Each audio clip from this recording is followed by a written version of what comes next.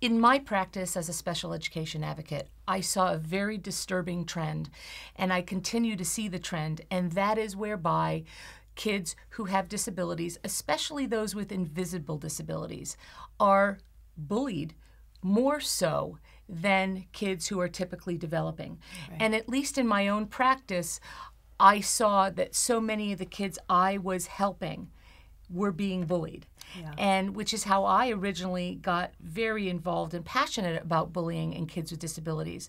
And Jen, as a special education attorney, you see it in your practice as well. Yeah, I see it every week, and it's such a tough subject for families and for school districts to grapple with. And you know, we know bullying's been going on for years and years and years, but what you and I have seen anecdotally, and there's not any hard science on this yet, but we've definitely seen it enough that we feel confident we could rely on it, is that disproportionately kids who have disabilities are being targeted by their peers.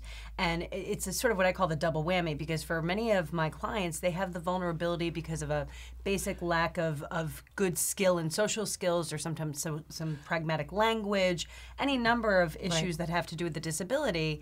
And then the double whammy is they get targeted because they have a disability or because they're going to the special ed room. Right. And it becomes just this perfect storm of vulnerability and being targeted. It's a tough thing we see every single day. Right. And then many kids who have disabilities, and particularly those with invisible disabilities, by which I mean attention deficit disorder, learning disabilities, and perhaps autism and other nonverbal learning disabilities, they don't, generally speaking, many of these kids don't have the skills to navigate their way around the bullying. Right. They don't have the skills perhaps to recognize when they're being bullied. Right.